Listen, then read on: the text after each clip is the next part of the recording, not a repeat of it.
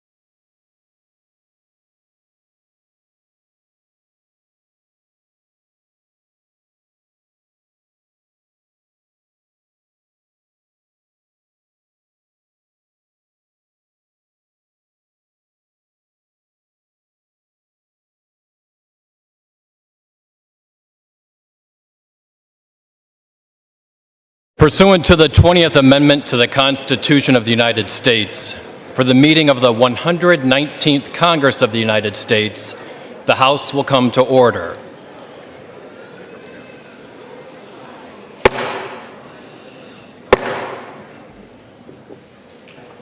The prayer will be offered by Chaplain Kibben.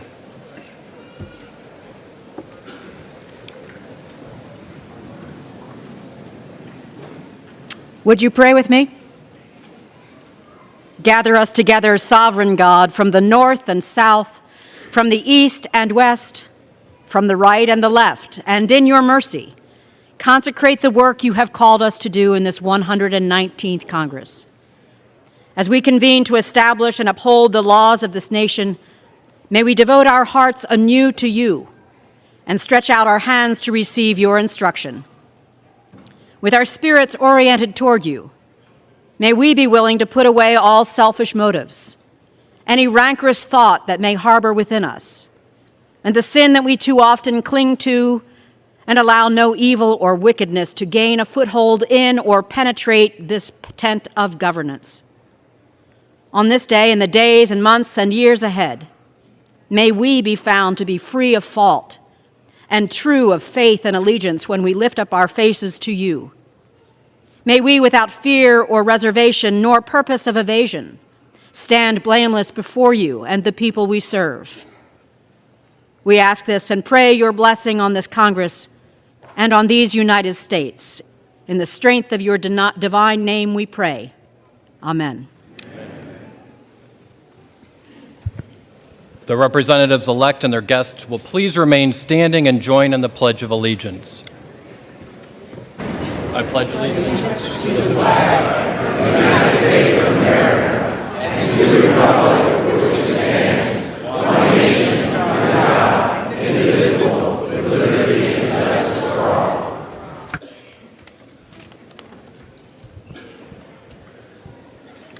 As directed by law, the Clerk of the House has prepared the official roll of the representatives-elect. Certificates of election covering 435 seats in the 119th Congress have been received by the Clerk of the House. The names of those persons whose credentials show that they were regularly elected as representatives in accord with the laws of their respective states or of the United States will be called. The representatives-elect will record their presence by electronic device, and their names will be reported in alphabetical order by state, beginning with the state of Alabama, to determine whether a quorum is present. Representatives-elect will have a minimum of 15 minutes to record their presence by electronic device. Representatives-elect who have not obtained their voting card may do so now in the Speaker's lobby.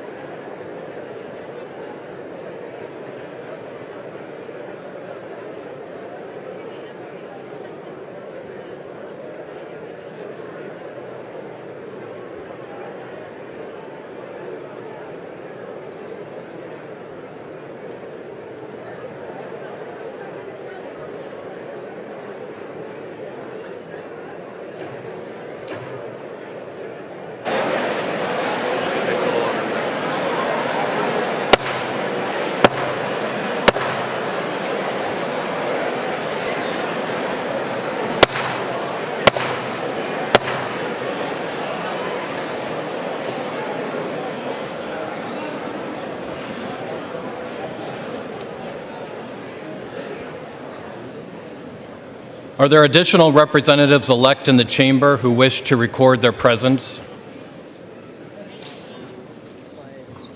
If not, all time has expired. 433 representatives-elect have recorded their presence. A quorum is present. Credentials, regular and form, have been received showing the election of the Honorable Pablo Jose Hernandez Rivera as Resident Commissioner from the Commonwealth of Puerto Rico for a term of 4 years beginning January 3rd, 2025. The Honorable Eleanor Holmes Norton as Delegate from the District of Columbia. The Honorable James C. Moylan as Delegate from Guam. The Honorable Stacy E. Plaskett as Delegate from the Virgin Islands. The Honorable Amua Amada Coleman Radawagan as Delegate from American Samoa. And the Honorable Kimberlyn King Hines as Delegate from the Commonwealth of the Northern Mariana Islands. The clerk is in receipt of a letter from the Honorable Matt Gaetz of the state of Florida, indicating that he will not serve in the House in the 119th Congress. Without objection, the letters relating to his resignation will be printed in the record.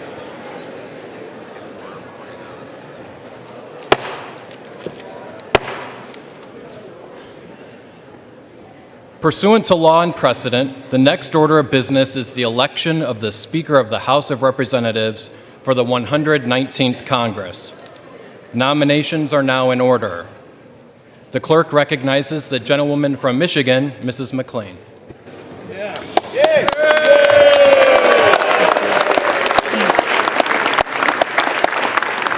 Thank you, Mr. Clerk, and thank you, colleagues. Mr. Clerk, as the chair of the Republican Conference, I am directed by the vote of that conference to present for election to the office of the Speaker of the House of Representatives for the 119th Congress the name of the Honorable Mike Johnson, a representative from the state of Louisiana.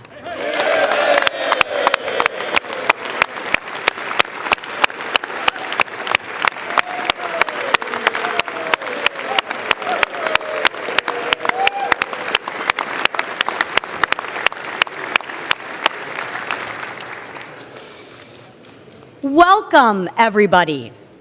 I am optimistic about our future. On November 5th, the American people gave us a great opportunity to get America back on the right track. They gave us an opportunity to get back to normal and to get back to the real issues that the country faces right now. People want the opportunity to take care of their families. They simply want to provide for their children and give them a prosperous future. And ladies and gentlemen, we have the opportunity today to do just that. We have an opportunity to take our country back. With Speaker Mike Johnson, Senate Majority Leader John Thune, and President Donald J. Trump in charge,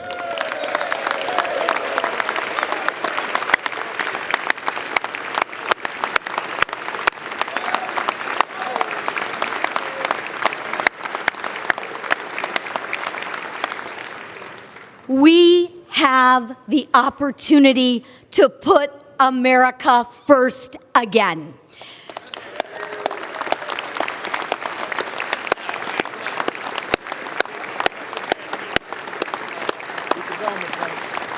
We have an opportunity to do something about crime. We have an opportunity to do something about the border. And we have an opportunity to take care of our veterans. We, and every single member in this chamber, and those of you watching at home and on TV, should be looking forward, knowing that America will be respected again.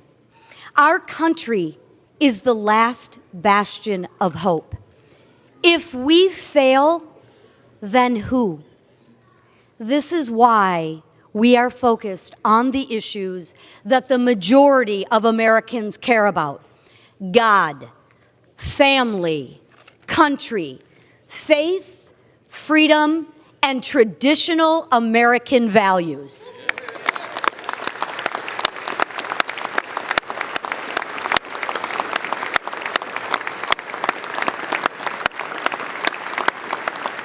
And we should be making it easier for people to achieve the American dream.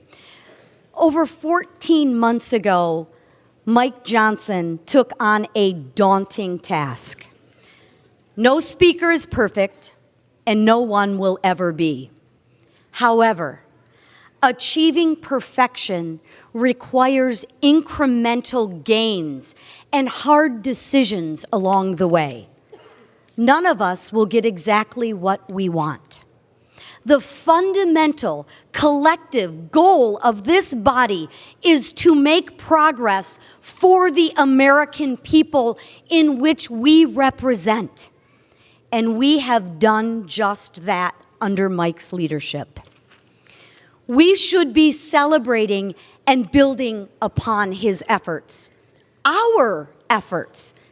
Mike has remained the same kind and caring person as he was before he assumed this role. He's an honest broker. He shows you his true beliefs at face value. He is steadfast in his values of faith, family, and love of this country. He knows our brightest days are still ahead of us, and I do too. I am hopeful for the next Congress. I am optimistic that we will focus on those issues that people truly care about. I know Mike will be an integral part of this country's comeback.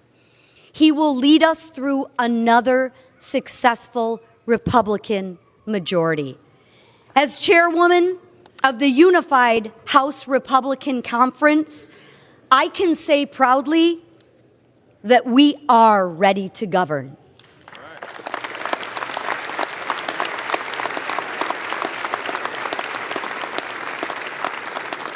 It is my honor to present our conference's nominee for the Speaker of the People's House, the Honorable Mike Johnson from the state of Louisiana.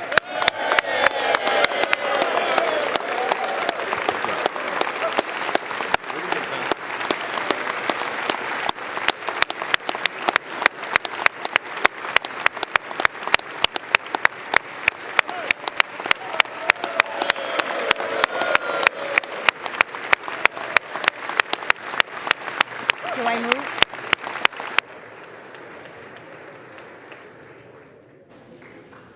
The clerk now recognizes the gentleman from California, Mr. Aguilar. Thank you, Mr. Clerk.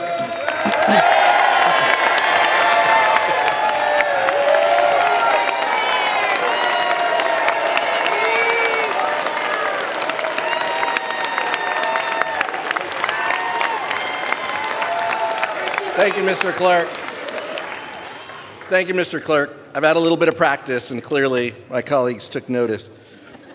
I rise to place a name in nomination, but first, I want to acknowledge my colleague from Michigan for her heartfelt and personal nominating speech. As someone who's given a few of these, I can say you served your conference well, Representative McLean.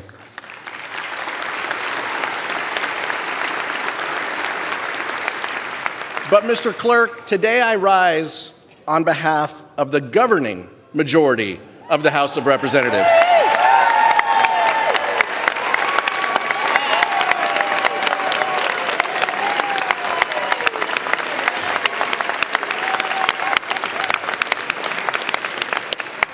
The American people have sent a strong message that they want their elected leaders working together to tackle the affordability crisis. There is only one leader in this chamber with a track record of compromise, conviction, and compassion. There is only one leader who understands the needs of the working people and has lived the American dream himself and is committed to ensuring its promise for future generations. There is only one leader who knows how to negotiate a bipartisan deal and then stick to that deal.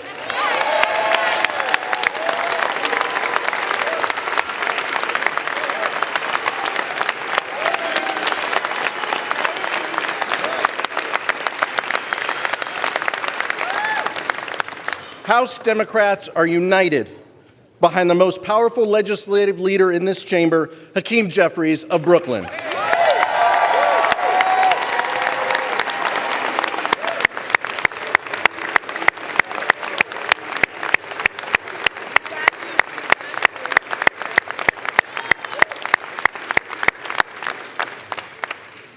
House Democrats, under the leadership of Hakeem Jeffries, are committed to bipartisanship and common sense solutions to America's most pressing challenges. In the face of chaos and dysfunction over the last 2 years, our caucus has kept the government funded, kept our allies protected, and the economy secured from the catastrophic default. In the 119th Congress, we will work with the incoming administration to make life better, safer, and more affordable for working families. And the incoming administration must also recognize that while my colleagues on the other side of the aisle are divided, and while compromise remains a dirty word for so many, Congress won't be able to keep the lights on, let alone pass anything of substance, without the buy-in and blessing of House Democrats and Hakeem Jeffries.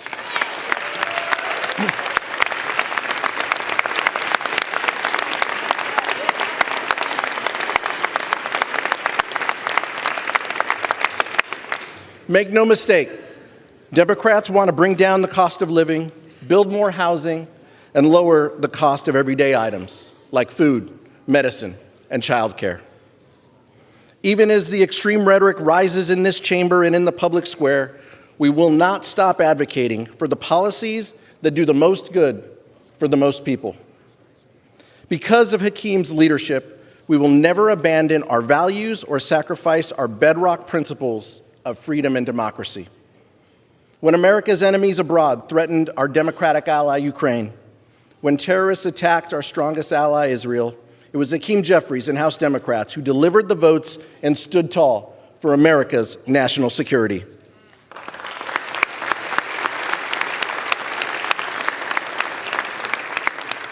When the least, the lost, and the left behind were threatened with devastating cuts, Hakeem Jeffries stood with America's mothers, children, and veterans. When the incoming administration wanted to raise the debt limit by trillions of dollars in order to finance tax cuts for the wealthy, the well-off, and the well-connected, leaving middle-class families to pay for the bill and leaving them high and dry, Hakeem Jeffries didn't just say no, he said, that's why there is only one true candidate today for Speaker. So, Mr. Clerk, I am honored to rise today at the direction of the House Democratic Caucus to place into nomination for election to the position of Speaker of the House of Representatives, the pride of Brooklyn, the gentleman from New York, Hakeem Jeffries.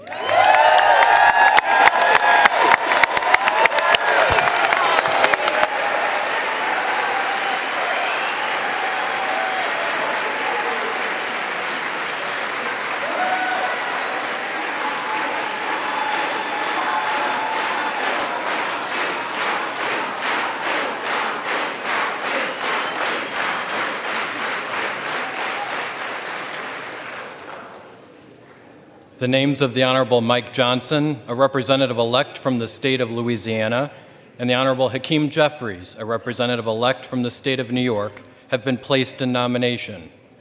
Are there further nominations?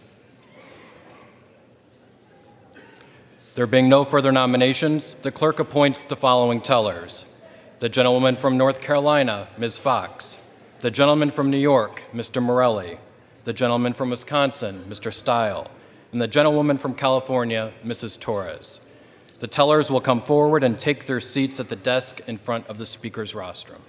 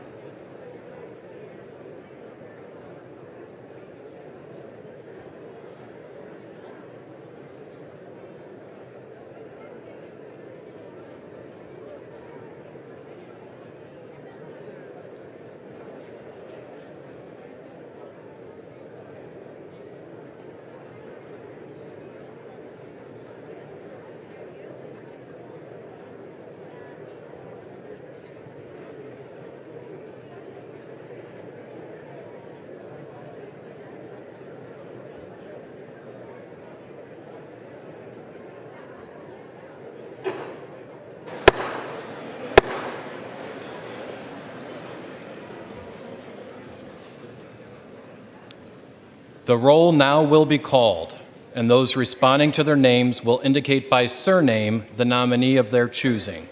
The reading clerk will now call the roll.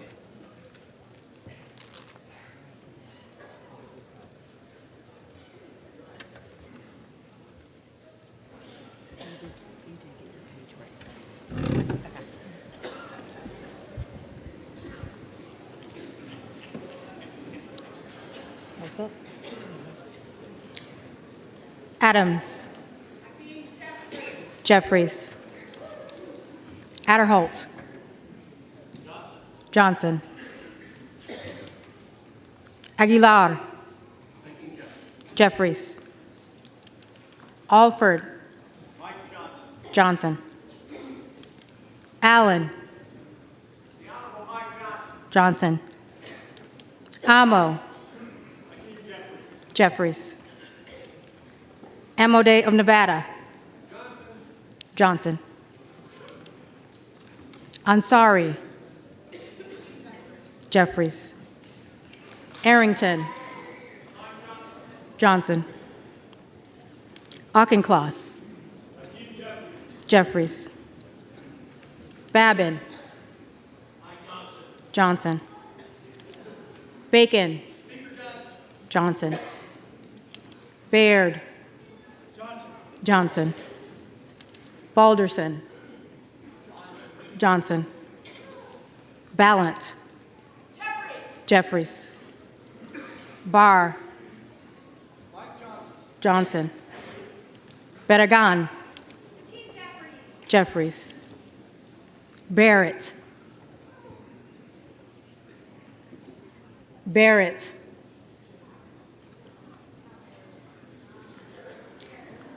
Baumgartner. Barrett Johnson. Barrett Johnson. Baumgartner. Johnson. Bean of Florida. Johnson. Beatty. Jeffries. Begich. Johnson. Bell. Jeffries. Bentz. Johnson. Barra. Jeffries. Bergman. Johnson. Beyer. Jeffries. Bice. Johnson. Biggs of Arizona. Biggs of Arizona.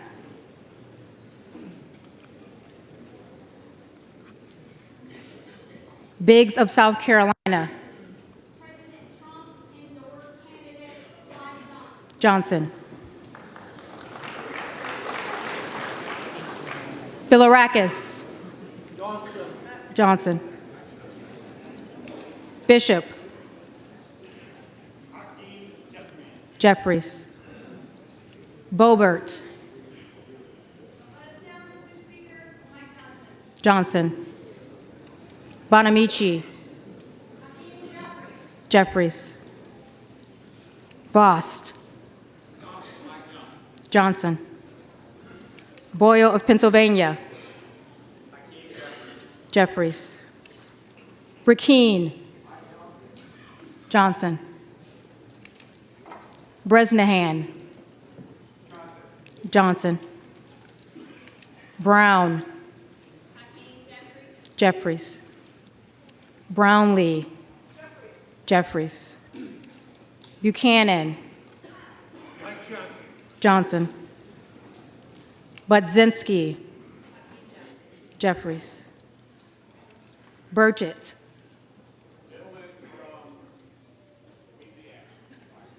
Johnson. Burleson. Johnson. Bynum. Jeffries. Calvert. Johnson. Kamek. Johnson. Carbajal. Jeffries. Carey. Johnson. Carson. Carson. Carter of Georgia.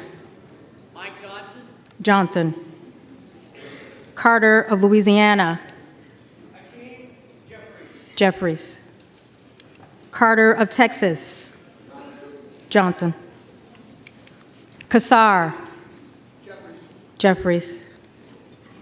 Case. Jeffries.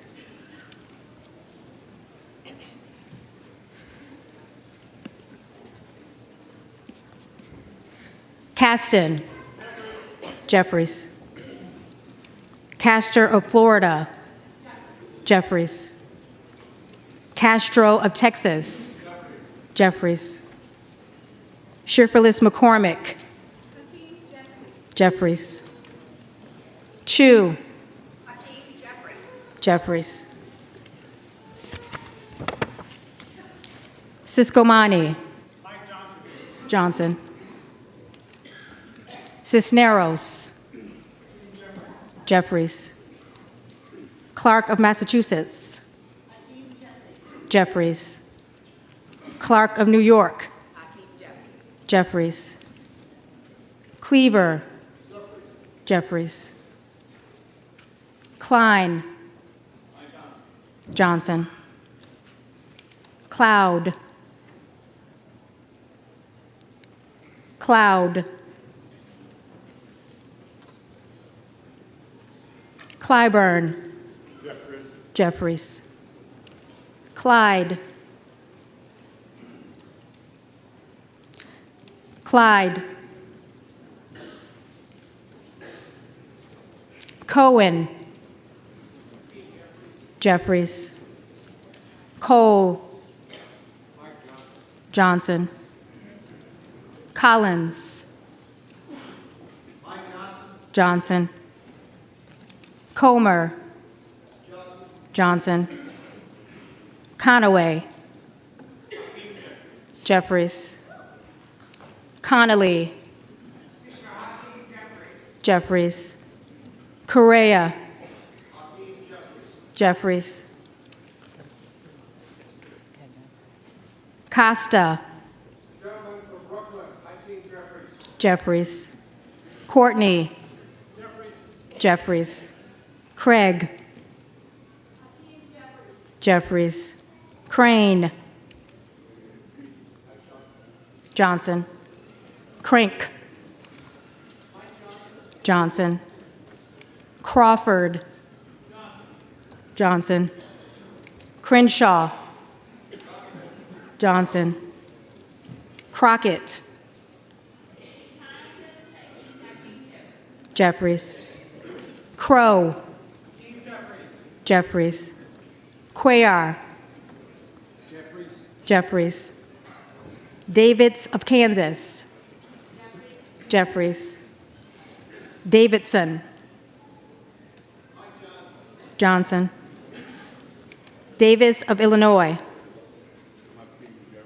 Jeffries. Davis of North Carolina. Jeffries. Dean of Pennsylvania. Jeffries. DeGette. Jeffries. De la Cruz. Johnson. DeLauro. Jeffries. Del Bene. Jeffries. DeLuzio. Jeffries. DeSaulnier. Jeffries. Desjardins. Johnson. Dexter. Jeffries. Diaz-Balart. Johnson. Dingle. Jeffries. Doggett. Jeffries. Donalds. Johnson. Downing. Johnson. Dunn of Florida. Johnson. Edwards. Johnson. Elfrith. Jeffries. Elzie. Johnson. Emmer. Johnson. Escobar. Jeffries. Espaillat. Jeffries. Estes. Johnson. Evans of Colorado. Johnson. Evans of Pennsylvania. Jeffries. Ezell. Johnson. Fallon. Johnson. Fedorchak. Johnson. Feenstra. Johnson. Fields. Jeffries. Figures. Jeffries. Finstad. Johnson. Fishbach. Johnson. Fitzgerald. Johnson. Fitzpatrick. Johnson. Fleischman. Johnson. Fletcher. Jeffries. Flood. Johnson. Fung. Johnson. Foster. Jeffries. Fushi. Jeffries. Fox. Johnson. Lois Frankel. Jeffries. Scott Franklin. Johnson. Friedman. Jeffries. Frost. Jeffries. Fry. Johnson. Fulcher. Johnson. Garamendi. Jeffries. Garbarino. Johnson. Garcia of California. Jeffries. Garcia of Illinois. Jeffries. Garcia of Texas. Jeffries. Gill of Texas. Johnson. Gillen. Jeffries. Jimenez. Johnson. Golden of Maine. Jeffries. Goldman of New York. Jeffries. Goldman of Texas. Johnson. Gomez. Jeffries. Tony Gonzalez.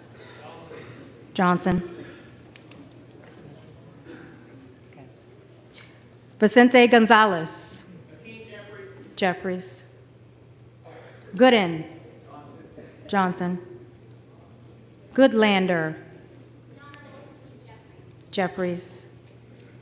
Gosar. Gosar. Gottheimer. Jeffries. Graves. Johnson. Gray. Jeffries. Green of Tennessee. Johnson. Green of Texas.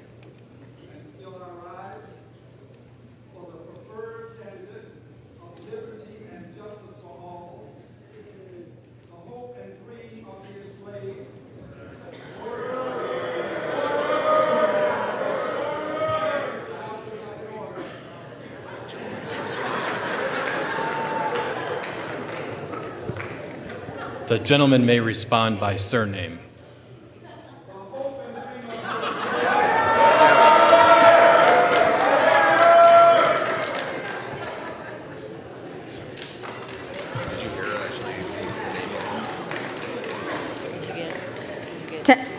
Green of Texas, Jeffries. Green of Georgia, Johnson. Griffith, Johnson. Grijalva, Jeffries. Grothman, Johnson. Guest, Johnson. Guthrie, Johnson. Hageman, Johnson. Hamadeh of Arizona, Johnson. Harder of California, Jeffries. Herodopoulos, Johnson. Harrigan, Johnson. Harris of Maryland, Harris of Maryland. Harris of North Carolina, Johnson. Harshbarger, Johnson. Hayes,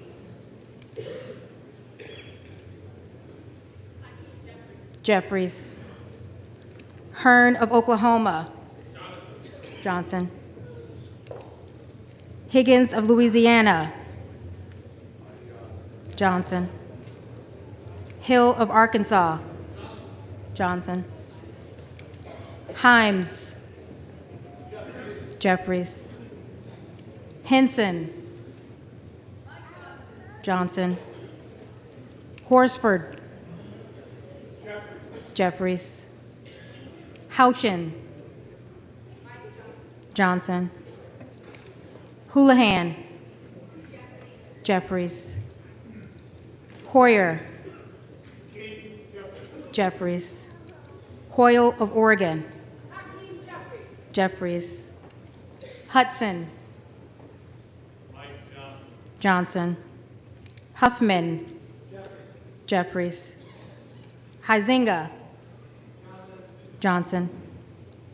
Hunt, Johnson. Hurd of Colorado, Johnson. Isa, Johnson. Ivy, Jeffries. Jack, Johnson. Jackson of Illinois, Jeffries. Jackson of Texas, Johnson. Jacobs, Jeffries. James, Johnson.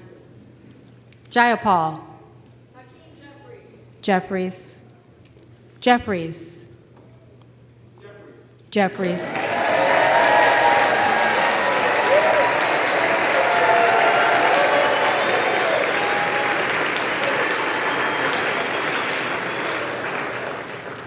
Johnson of Georgia,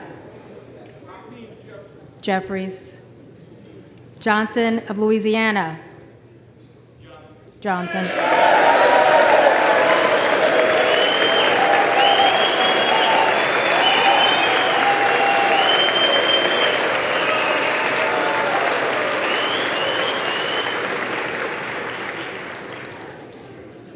Johnson of South Dakota, Johnson. Johnson of Texas, Jeffries. Jordan, Johnson. Joyce of Ohio, Johnson. Joyce of Pennsylvania, Johnson. Kim Lager-Dove, Jeffries. Captor, Jeffries. Kane, Johnson. Keating, Jeffries. Kelly of Illinois, Jeffries. Kelly of Mississippi, Johnson. Kelly of Pennsylvania. Johnson. Kennedy of New York. Jeffries. Kennedy of Utah. Johnson. Khanna. Jeffries. Kiggins of Virginia. Johnson. Kiley of California. Johnson. Kim. Johnson. Knott. Johnson. Krishnamurthy. Jeffries. Kustoff. Johnson. LaHood. Johnson. LaLota. Johnson. LaMalfa. Johnson. Landsman. Jeffries. Langworthy. Johnson. Larson of Washington. Jeffries. Larson of Connecticut. Jeffries. Latimer. Jeffries. Latta. Johnson. Lawler. The Honorable Mike Johnson. Johnson. Lee of Florida. Johnson. Lee of Nevada. Jeffries. Lee of Pennsylvania. Jeffries. Ledger Fernandez. Jeffries. Letlow. Johnson. Levin. Jeffries. Liccardo. Jeffries. Liu. Jeffries. Lofgren. Jeffries. Loudermilk. Johnson. Lucas. Johnson. Luna. Johnson. Luttrell. Johnson. Lynch. Jeffries. Mace. Johnson. McKenzie. Johnson. Magaziner. Jeffries. Maliotakis. Johnson. Malloy. Johnson. Mann. Johnson. Mannion. Jeffries. Massey. Emmer.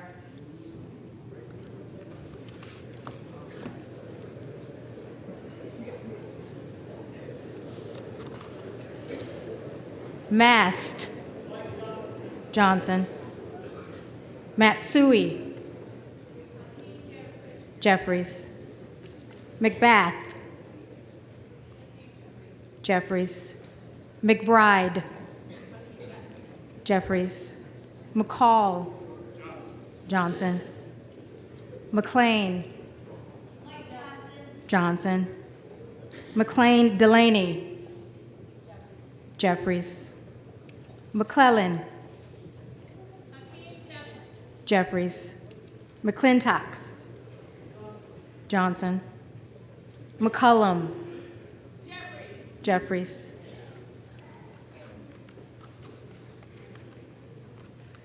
McCormick. Johnson. McDonald Rivet. Jeffries. McDowell. Johnson. McGarvey. Jeffries. McGovern. Jeffries. McGuire.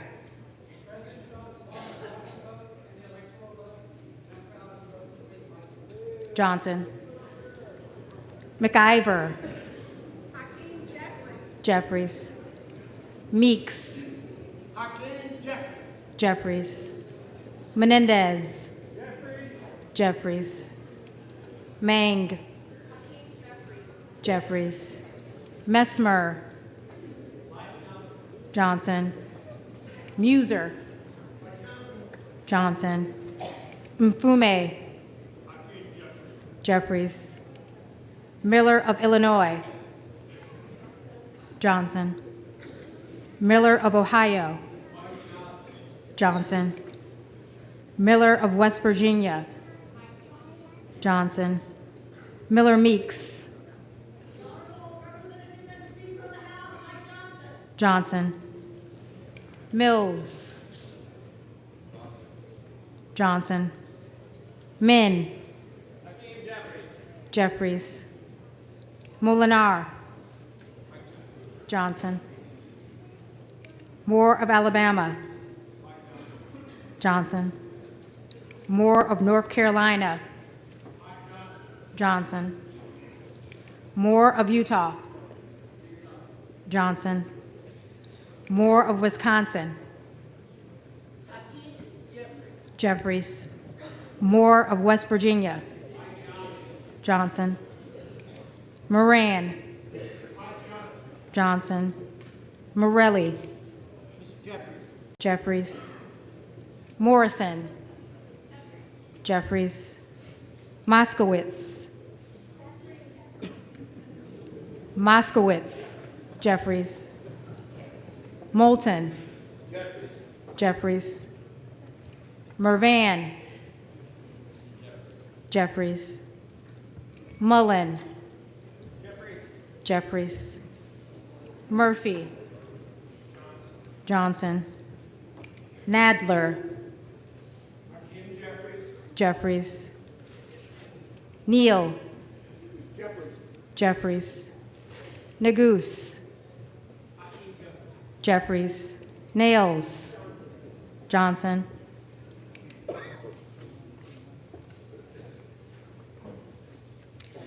Newhouse. Johnson. Norcross.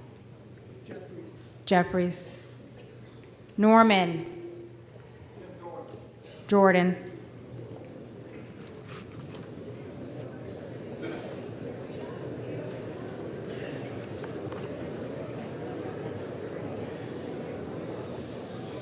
None of Iowa. Johnson. Obernolte. Johnson. Ocasio-Cortez. Jeffries. Ogles. Johnson. Olszewski. Jeffries. Omar. Jeffries. Onder. Johnson. Owens. Johnson. Pallone. Jeffries. Palmer. Palmer. Johnson. Panetta. Jeffries. Pappas. Jeffries. Pelosi.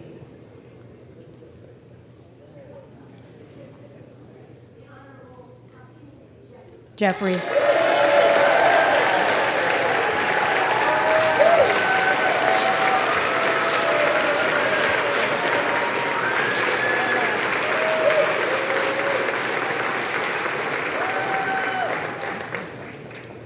Perez.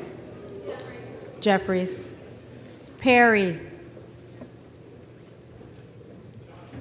Johnson. Peters. Jeffries. Pedersen. Jeffries. Pfluger. Johnson. Pingree. Jeffries. Pocan. Jeffries. Poe. Jeffries. Presley. Presley. Jeffries. Quigley. Jeffries. Ramirez. Jeffries. Randall. Jeffries. Raskin. Jeffries. Reschenthaler. Johnson. Riley of New York. Jeffries. Rivas. Jeffries. Rogers of Alabama.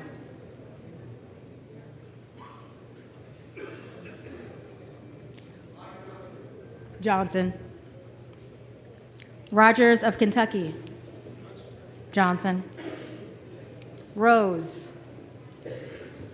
Johnson. Ross. Jeffries. Rouser. Johnson. Roy. Roy.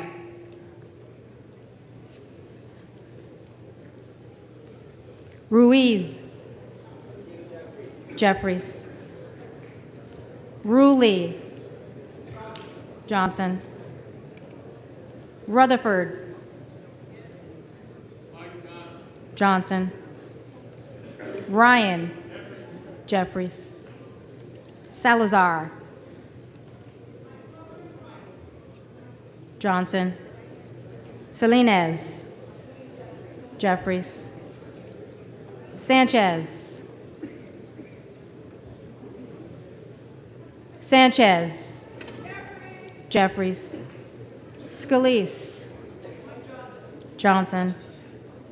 Scanlon. Jeffries. Schakowsky. Jeffries. Schmidt. Johnson. Schneider. Jeffries. Skolton. Jeffries. Schreier. Jeffries. Schweikert. Johnson. Austin Scott. Johnson. David Scott. Jeffries. Scott of Virginia. Jeffries. Self. Donalds.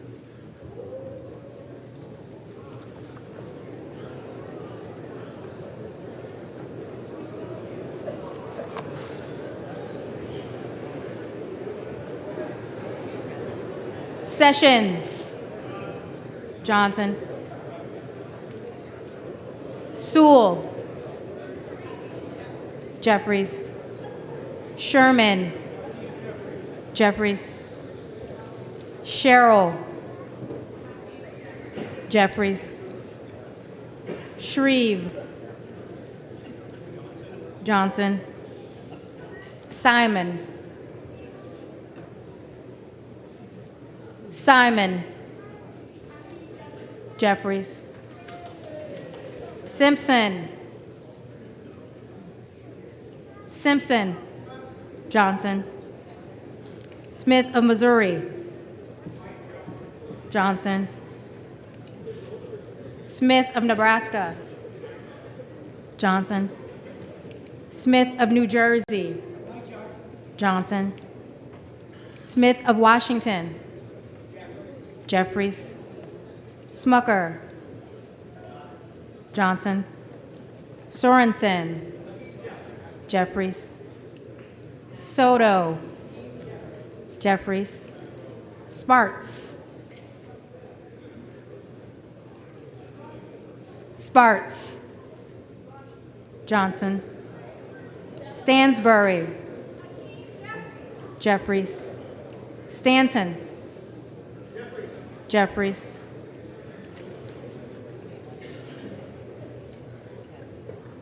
Stauber. Johnson. Stefanik. Johnson. Style. Johnson. Stubbe. Johnson.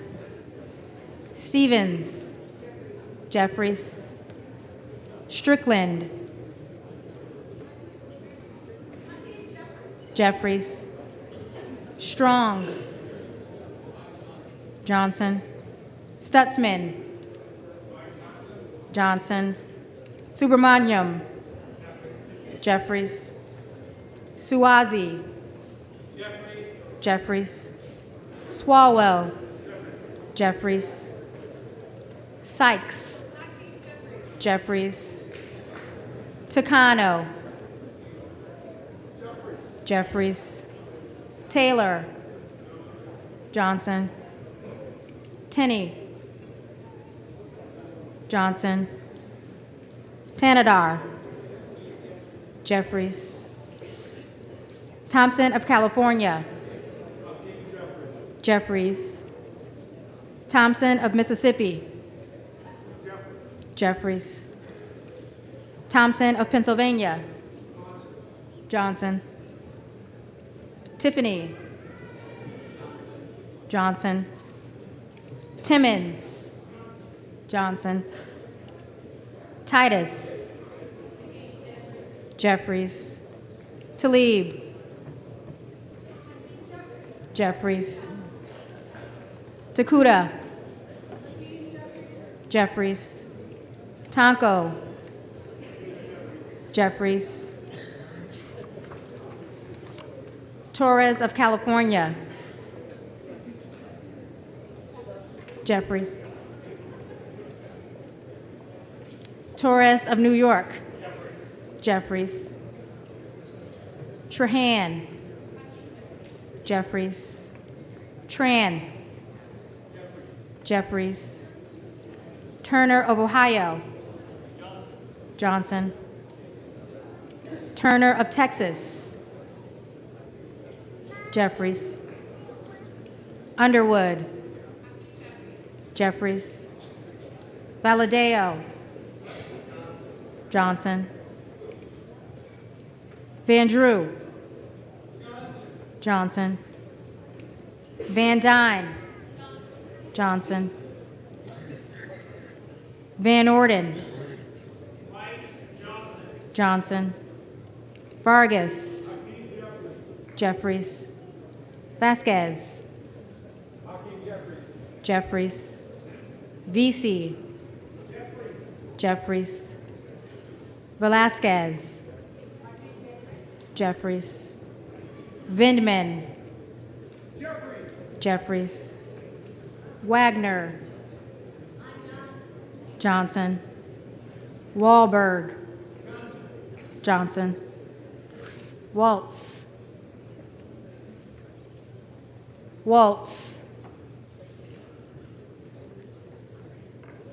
Wasserman Schultz, Jeffries, Waters,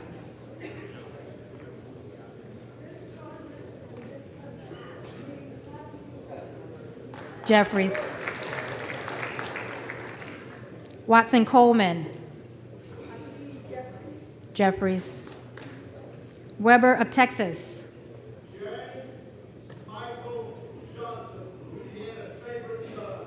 Johnson, Webster of Florida, Johnson, Westerman, Johnson, Whitesides, Jeffries, Weed, Johnson, Williams of Georgia, Jeffries, Williams of Texas, Johnson, Wilson of Florida, Jeffries, Wilson of South Carolina, Johnson, Whitman, Johnson, Womack, Johnson, Yackham, Johnson, Zinke, Johnson,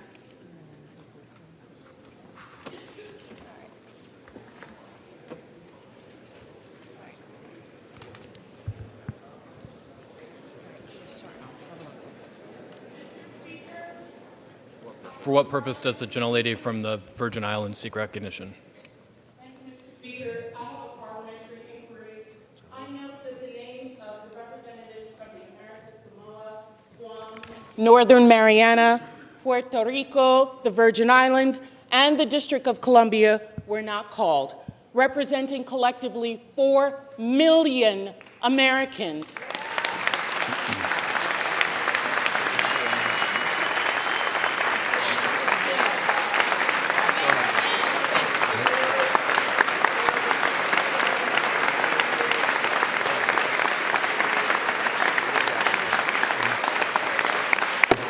Mr. Speaker, collectively the largest per capita of veterans in this country. Does the gentlelady have a parliamentary I inquiry? ask why they were not called. The House is not in order. Have some respect. It's not going to take that.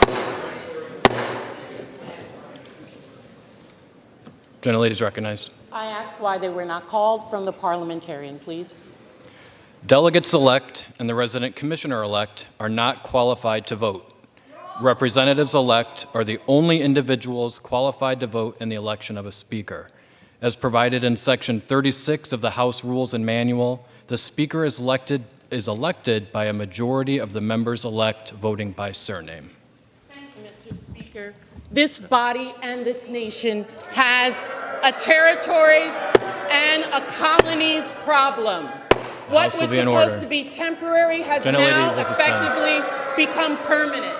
We must do something about this problem. The gentlelady is no longer recognized. The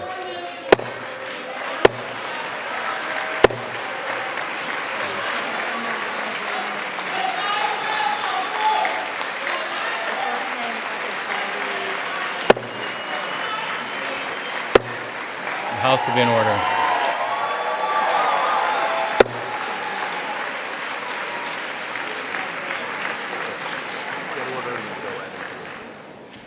The reading clerk will now call the names of the representatives-elect who did not answer the first call of the roll.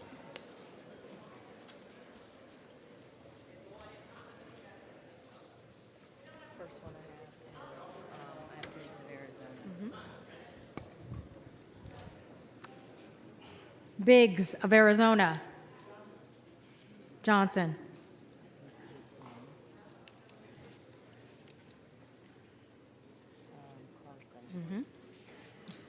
Carson. Jeffries.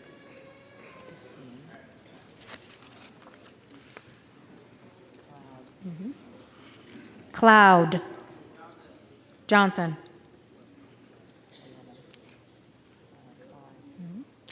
Clyde. Clyde.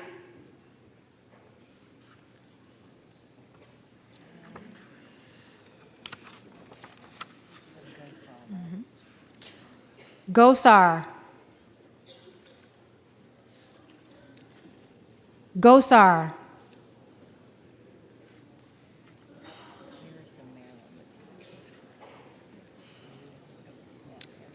Harris of Maryland. Johnson.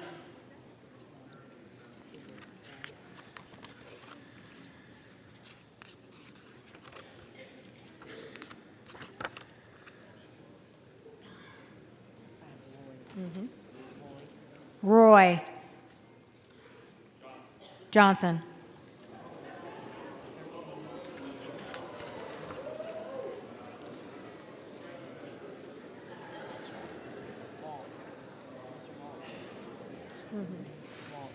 Waltz. Johnson.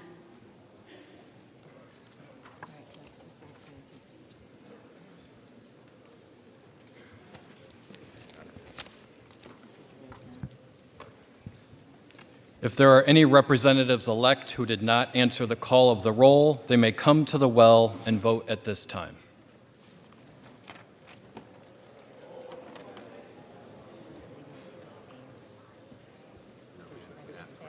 Just stand right there. Just say Clyde.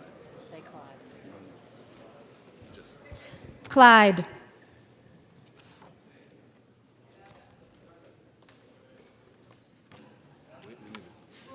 Clyde.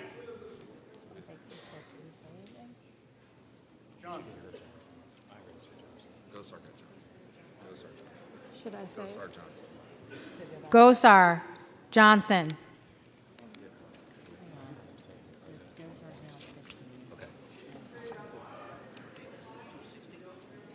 We didn't count Claude because we didn't hear him.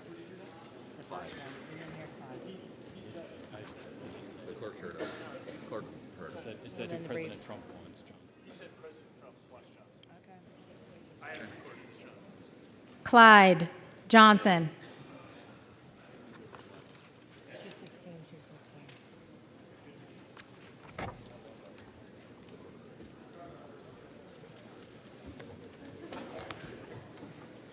So what is that like?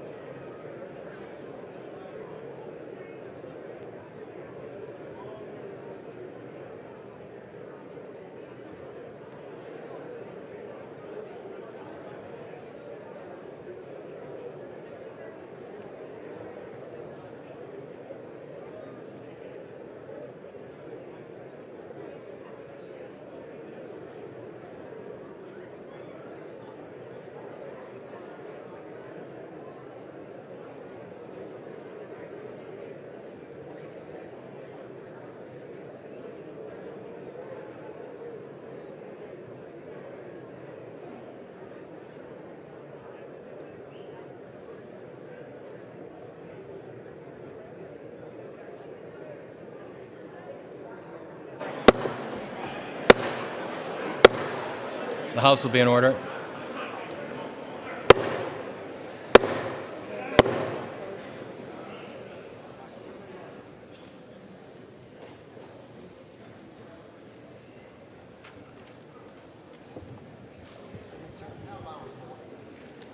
Mr. Norman is recorded as Jordan.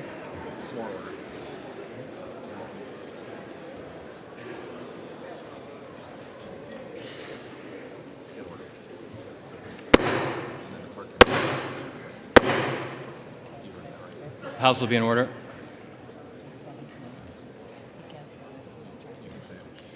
Mr. Norman Johnson. Okay, now go to Mr. Sub.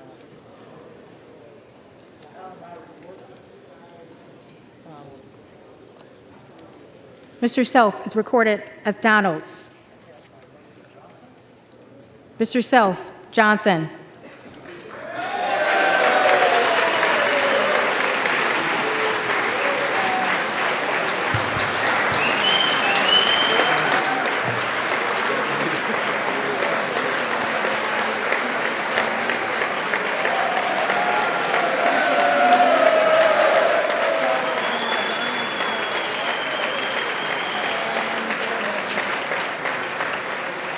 So if you want to do it this way,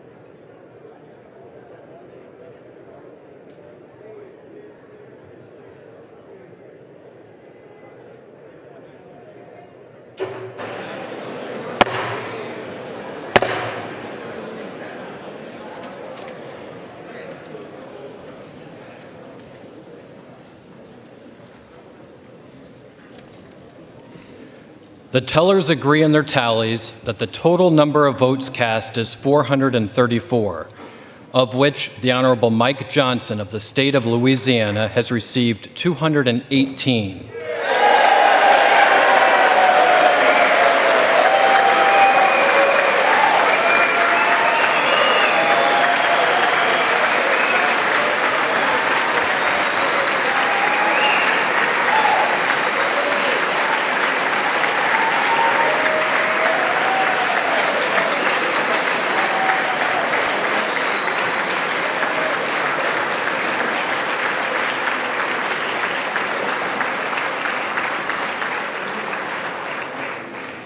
The Honorable Hakeem Jeffries of the State of New York has received 215.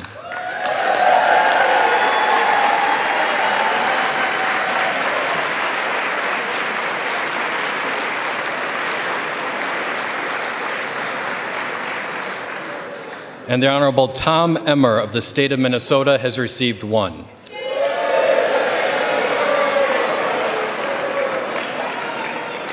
Therefore, the Honorable Mike Johnson of the State of Louisiana, having received a majority of the votes cast, is duly elected Speaker of the House of Representatives for the 119th Congress.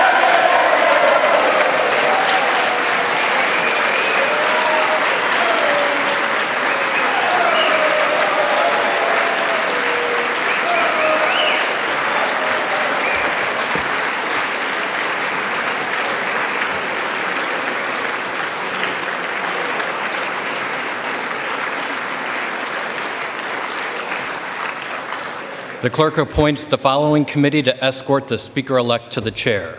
The gentleman from Louisiana, Mr. Scalise. The gentleman from New York, Mr. Jeffries. The gentleman from Minnesota, Mr. Emmer. The gentlewoman from Massachusetts, Ms. Clark. The gentlewoman from Michigan, Mrs. McLean. The gentleman from California, Mr. Aguilar. The gentleman from North Carolina, Mr. Hudson. The gentleman from California, Mr. Liu. The gentleman from Oklahoma, Mr. Hearn. The gentleman from Colorado, Mr. Neguse. The gentleman from Utah, Mr. Moore. The gentlewoman from Washington, Ms. Delbene.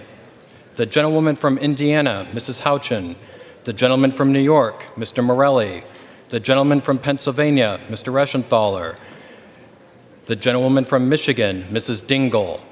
And the members of the Louisiana delegation, Mr. Higgins, Ms. Letlow, Mr. Carter, and Mr. Fields.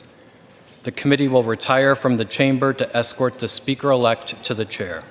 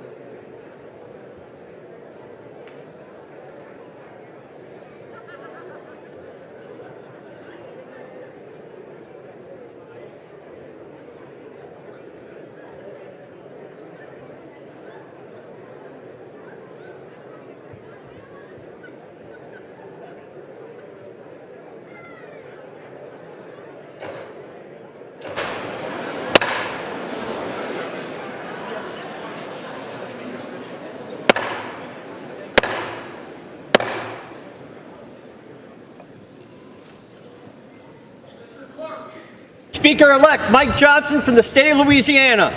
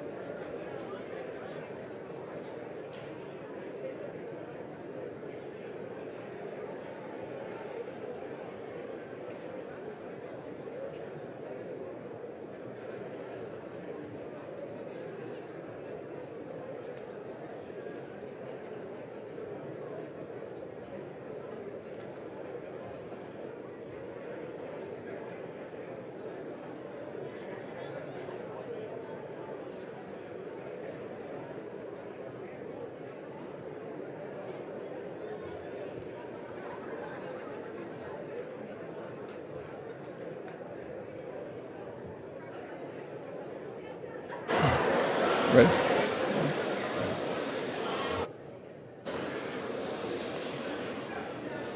Speaker Johnson, Speaker Emerita Pelosi, it's great to see you back in the chamber.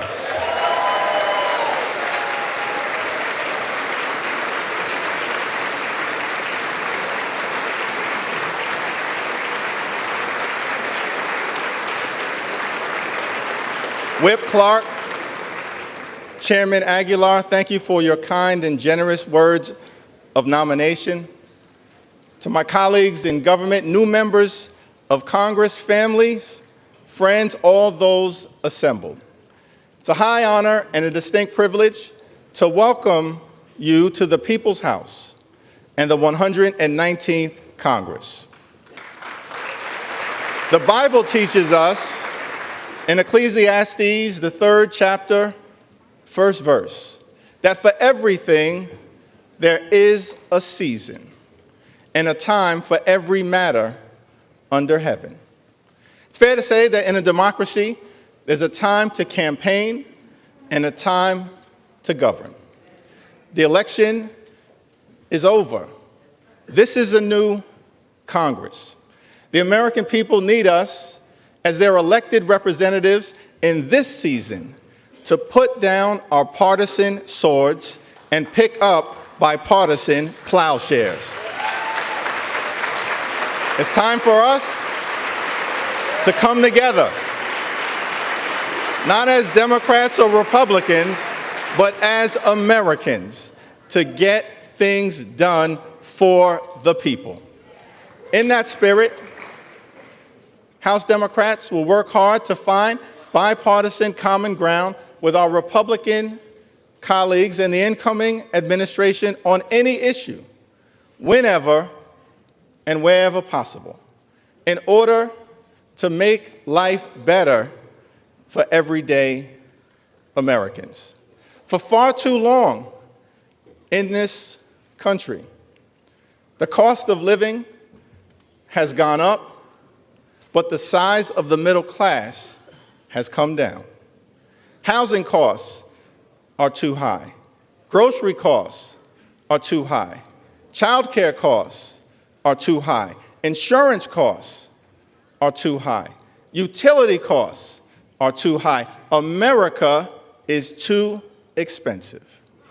There are far too many people in this great country who for decades have been struggling to live paycheck to paycheck. That is not acceptable in the wealthiest country in the history of the world. We need to build an affordable economy for hard-working American taxpayers, and we need to build it now. It's time for us to come together and finally lower the high cost of living in the United States of America once and for all.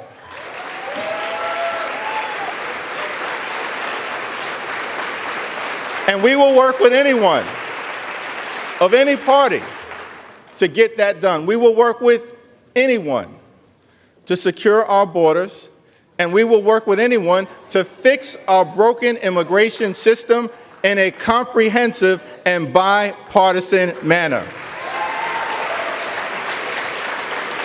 At the same period of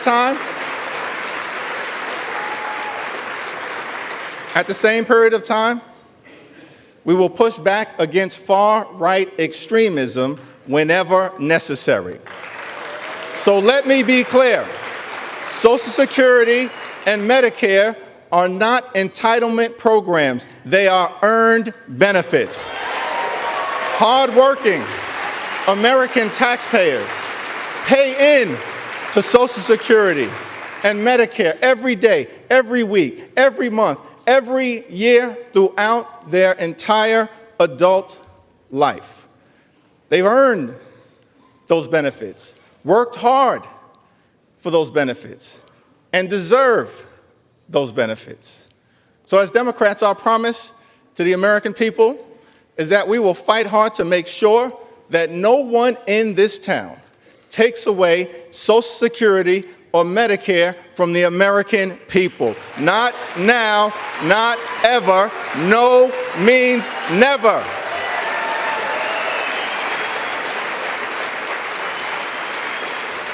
Our position is that it is not acceptable to cut Social Security, cut Medicare, cut Medicaid, cut veterans' benefits, or cut nutritional assistance from children and families in order to pay for massive tax breaks for billionaires and wealthy corporations. House Democrats will fight hard to protect working-class Americans and the things that matter to them, not the wealthy, the well-off, and the well-connected.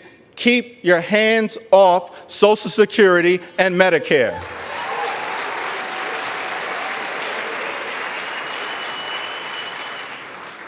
Over the last 4 years, it's been a great honor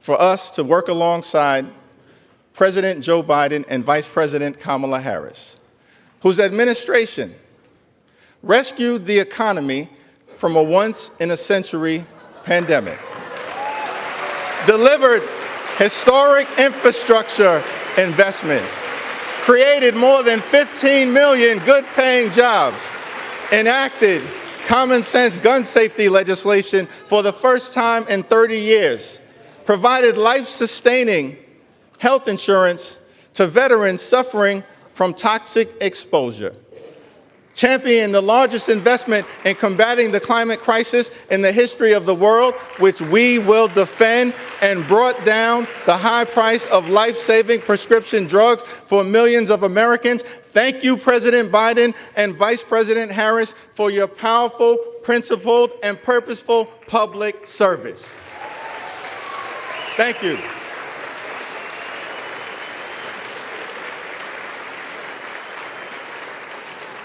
Two months ago, the American people elected Donald Trump as the 47th President of the United States of America.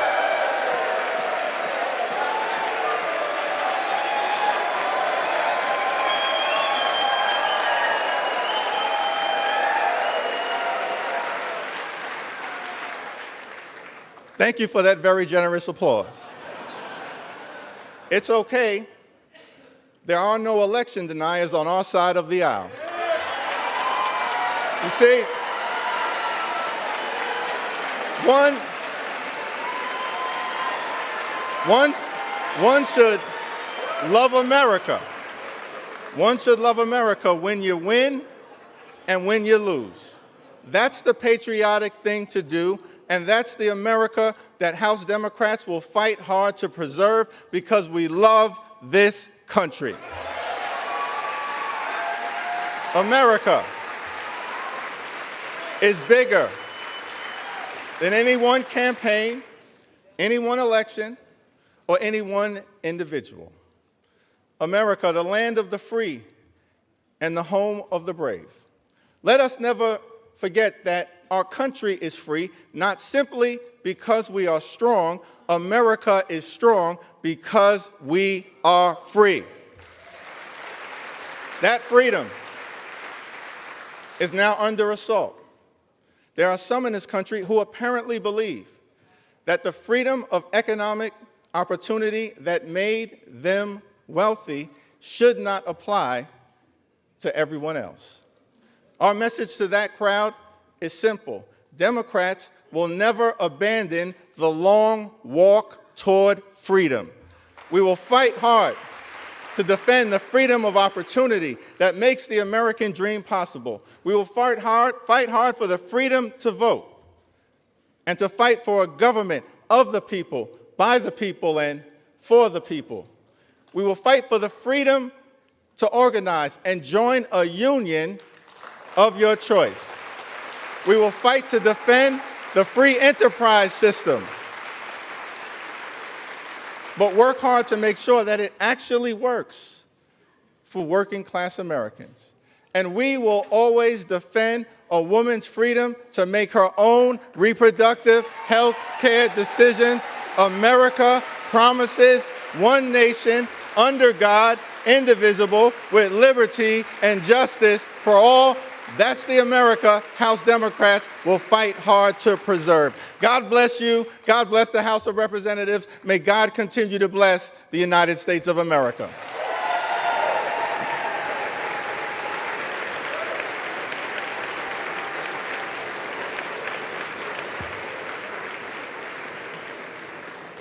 It is now my responsibility to present the gavel to the gentleman from the great state of Louisiana,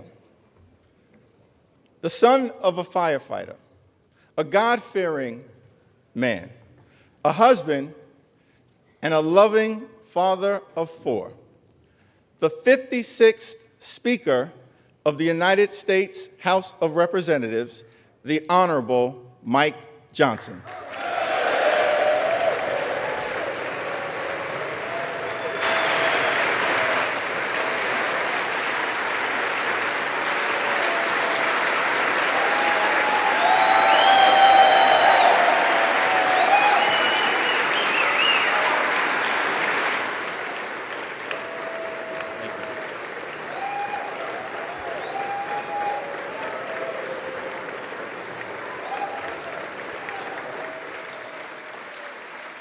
Thank you.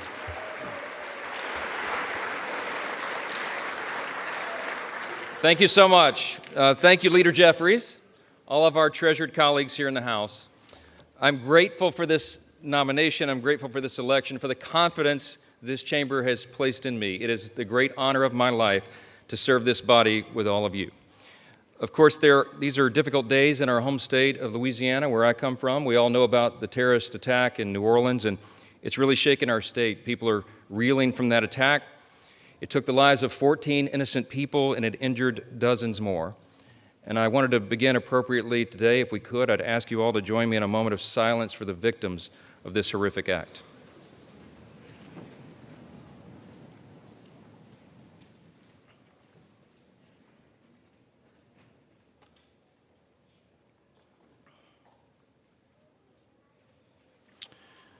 Thank you. Thank you for that. I believe in giving honor where honor is due, and all of us do well to honor our spouses. My wife happens to be here this time. She didn't make it last time. It happened a little sudden. Kelly, would you stand up here in the gallery? Thank you.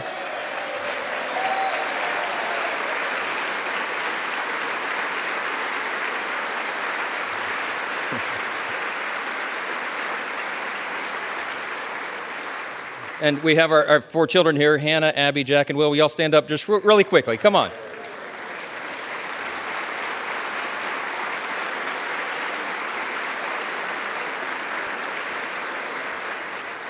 I wanted to do that. All of us recognize that there are no perks to being a congressman's kid, right? It's all sacrifice. And our spouses put up with so much, endless hours in travel and all the responsibilities upon us. And we're good to remind them how important they are to us and how we could not do the job without them. And so it's appropriate for all of us to do that. Thank you. Thank you, guys.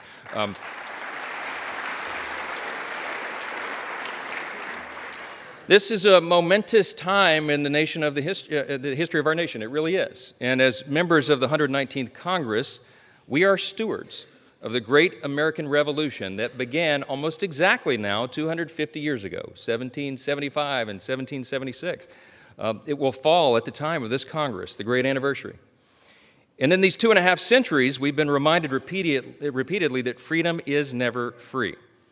And we have stood tall as the greatest nation on the face of the earth. It is without debate. We are the freest, the most powerful, most benevolent nation that has ever been in the history of the world. And it's not by happenstance. We are the ones who settled the West. We are the ones who ended slavery, who laid the transcontinental railroad, who gave women the right to vote, who won 2 world wars, who landed on the moon, and who won the Cold War. Throughout our history, we have done what no one thought was possible. And still, at 250 years old, our nation is actually a young nation. This past fall, I had opportunity to go to the G7 speakers meeting. It was held in Italy. It's the only international trip I took as speaker over the last 14 months because I didn't have time to do it, but it was a quick 3-day jaunt, and met with my colleagues, the speakers of the other parliaments, the great governments around the world.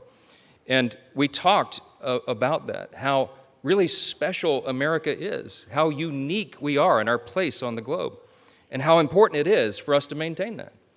And as I talked to these colleagues from around the world, I thought, our closest allies, who recognize how important we are, how important this body, this House is, I thought about how is it that such a young country has become so exceptional, so singular in its importance, that today stands as the world's leader in liberty and the economy and culture. 100 years ago, President Calvin Coolidge answered that very question in his inaugural address. It was March of 100 years ago, exactly almost. He said this: "We best serve our own country and most successfully discharge our obligations to humanity by continuing to be openly and candidly, intensely and scrupulously American." I love that. I love that. Today, yeah, that's right. That's an applause line.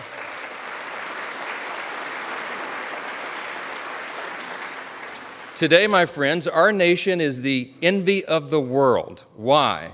Because we have been marked by a spirit and a people who are explicitly that. We are explicitly American.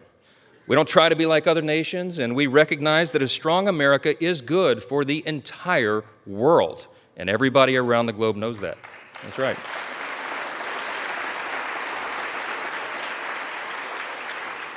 We also recognize that the core principles that made America what we are must still be preserved today. The principles, I call them the 7 core principles of American conservatism, but it's really the 7 core principles of the nation itself. Individual freedom, limited government, the rule of law, peace through strength, fiscal responsibility, free markets, and human dignity. These are the ingredients, the things that made us who we are. And in America, we know that human flourishing is best achieved by adherence to time-tested truths. We could list a number of those simple truths. Here's a couple. It's better to give a hand up than a hand out. That innovation thrives when bureaucracy dies.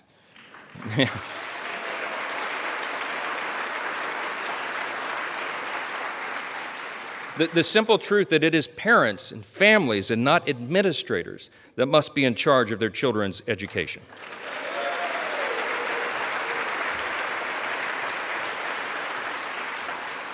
The path of prosperity has long been paved with policies that put America and Americans first. And that is what we will champion in the 119th Congress.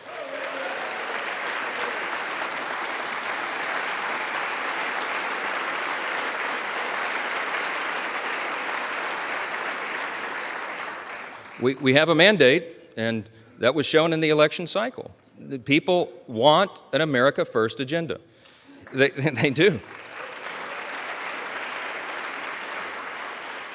Sadly, for the past 4 years of divided government, too many politicians in Washington have done the opposite.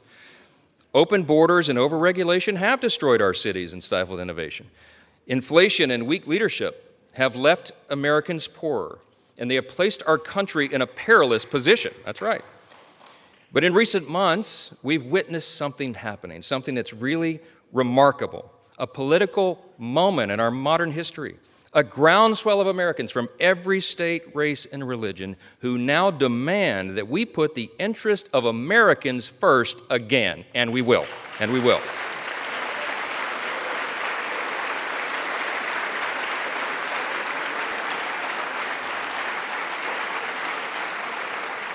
This is a powerful new coalition of our country. It's a coalition that insists that we purge the policies of America last and we bury them in the graveyard of history's mistakes, because it was a big mistake. To that end, this Congress will renounce the status quo and we will listen to the voices of the people. We will act quickly and we will start by defending our nation's borders. That's the #1 priority. Yes.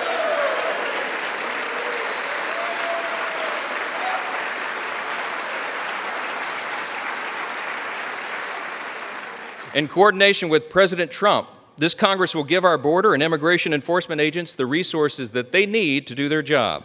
We will secure the border, we will deport dangerous, criminal, illegal aliens, and finally finish building the border wall.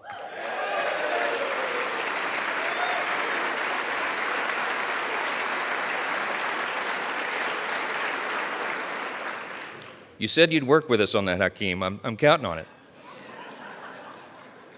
After 4 years of high inflation, we have a big agenda. We have a lot to do, and we can do it in a bipartisan fashion. We can fight high inflation, and we must.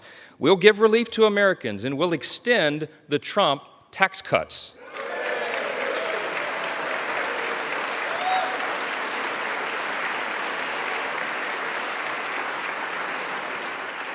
We're going to protect our industries from one-sided trade deals, and we're going to bring overseas investments back to America's shores. That's right. We'll defeat the harmful effects of inflation, and we'll make life affordable again for America's hardworking people.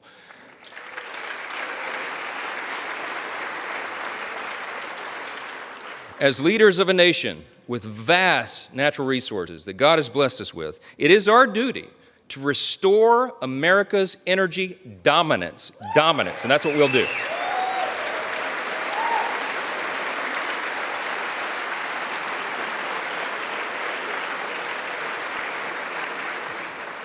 We have to apply common sense. We have to stop the attacks on liquefied natural gas, pass legislation to eliminate the Green New Deal, that funding.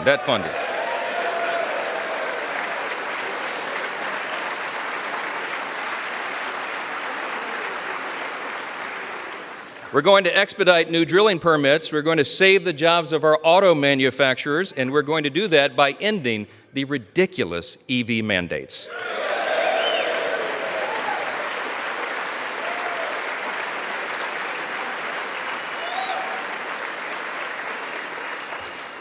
And as heirs to the American Revolution and the descendants of patriots who defied tyranny, in the coming months, we are going to pass legislation to roll back the totalitarian fourth branch of government known as the administrative state.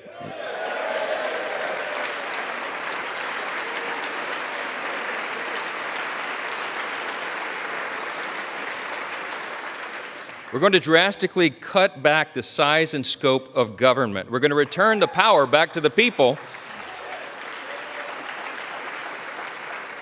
And in coordination with President Trump and his administration, we are going to create a leaner, faster, and more efficient federal workforce. We need to do that. Our people do not deserve to be ruled by millions of bureaucrats they've never voted for, never met, and can never hold accountable. They deserve a government that is led by those they've elected to lead. That is how Article 1 is supposed to work. That was the idea of the Congress, and we will return to that principle. The American people have called on us to reject business as usual and throw out the status quo. We must and we will heed their call.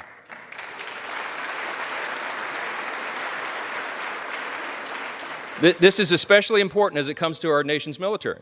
For too long, the Washington establishment has sought to appease and accommodate our nation's adversaries. They've tried to replace our military warriors with social justice warriors. It does not work. And while we're still the most powerful fighting force in the history of the world, by God's grace, the same establishment has eroded the capacities of our Army and Navy and diminished the readiness of our Air Force. We have to put an end to this madness.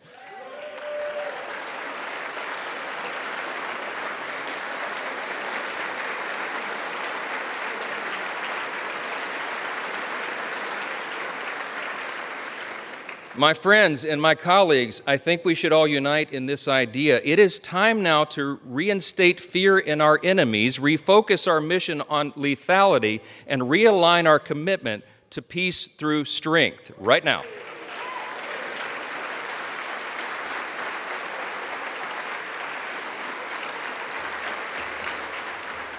We have to prioritize the things that matter most. We have to make adequate investments in defense. This is the most dangerous moment since World War II, and everyone around the world is looking to America and looking to this body to ensure that we maintain the peace. What we're proposing now is just simply, as President Trump likes to say, a return to common sense. And he's exactly right. That message resonated across the country. I am very thankful, personally, that this body is filled with men and women who are committed to that change, to return to common sense. We can do this together. We should. It is our responsibility to do so. When I first took this gavel, many of you heard me say that I don't believe in luck or consequence. I believe in the idea of providence. And this morning, I participated with many of you early this morning in the 119th Congress Interfaith Prayer Service. It was held at St. Peter's Catholic Church. Many of you were there. It was an ecumenical service in a bipartisan service, which was great. My good friend Hakeem Jeffries began by a reading with the Old Testament. He read out of Deuteronomy 10. And then I was asked to provide a prayer for the nation. I offered one that is quite familiar to historians and probably many of us. It said right here in the program, it says right under my name, "It is said each day of his 8 years of the presidency and every day thereafter until his death, President Thomas Jefferson recited this prayer." I wanted to share it with you here at the end of my remarks, not as a prayer per se right now, but as a reminder of what our third president and the primary author of the Declaration of Independence thought was so important that it should be a daily recitation. Let me just read you that prayer. It goes like this. Thomas Jefferson's Prayer for the Nation, it's entitled. "Almighty God, who has given us this good land for our heritage, we humbly beseech thee that we may always prove ourselves a people mindful of thy favor, and glad to do thy will. Bless our land with honorable ministry, sound learning, and pure manners. Save us from violence, discord, and confusion, from pride and arrogance, and from every evil way. Defend our liberties and fashion into one united people the multitude brought hither out of many kindreds and tongues. Endow with thy spirit of wisdom those whom in thy name we entrust the authority of government, that there may be justice and peace at home, and that through obedience to thy law we may show forth thy praise among the nations of the earth. In time of prosperity, fill our hearts with thankfulness, and in the day of trouble, suffer not our trust in thee to fail, of which we ask through Jesus Christ our Lord. Amen. That was Thomas Jefferson's prayer. Yeah.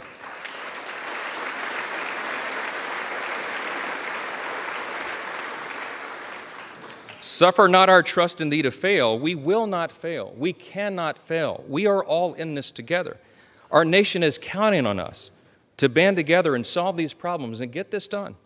I've said before that I believe God has elevated each one of you, that's just my belief, to your positions of leadership. And it's an act of providence that you've all been placed in your specific roles in this specific moment at this historic time, at the 250-year inflection point of the greatest nation in the history of the world.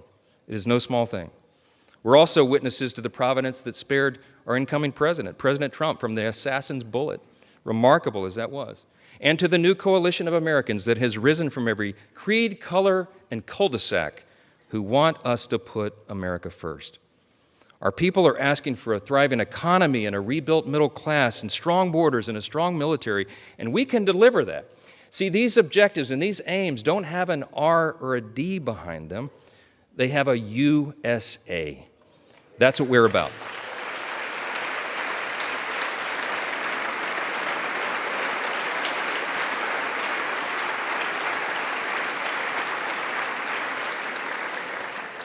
In just a few moments, we're all going to take an oath. It is the same one oath for one nation and under the banner of one great American flag. This is an opportunity for us to protect our shared American heritage, to maintain the conditions needed for self-government, and to defend what Hakeem said earlier, the rights to life, liberty, and the pursuit of happiness. Working together, we have the potential to be one of the most consequential Congresses in the history of this great nation, so long as we work together, we do the right thing, and we put America first. As we think about all we've accomplished in the past 250 years, we can only imagine what life will be like 250 years from now.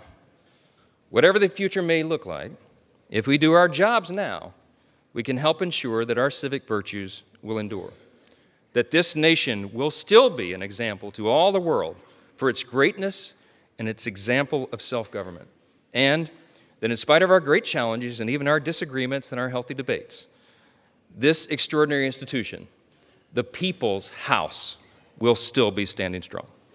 Thank you all so much, and God bless America.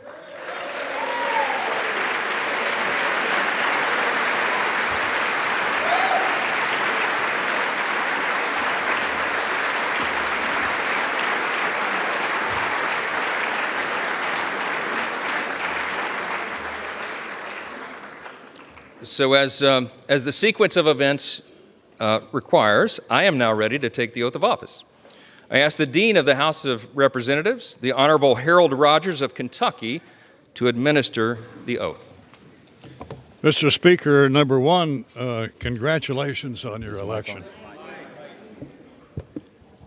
When our founding fathers... Hold just a second, Dean. We don't have the microphone on yet. Hello, test. Today we celebrate our shared American self-rule.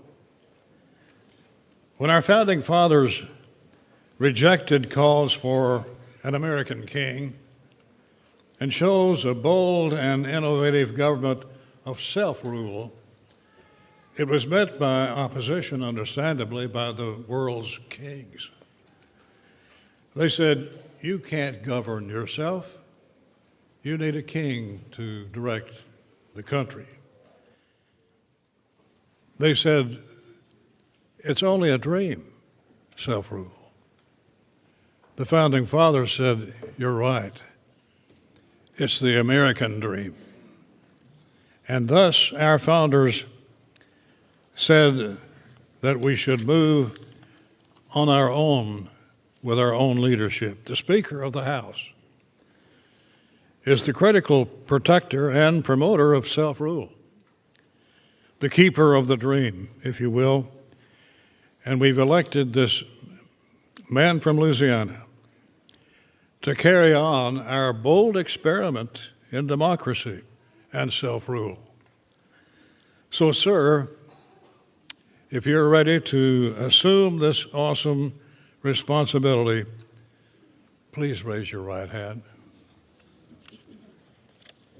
Do you solemnly swear that you will support and defend the Constitution of the United States against all enemies, foreign and domestic, that you will bear true faith and allegiance to the same, that you take this obligation freely, that you take this obligation without any mental reservation or purpose of evasion, and that you will well and faithfully discharge the duties of the office on which you're about to enter, so help you God. I do. Congratulations, Mr. Speaker.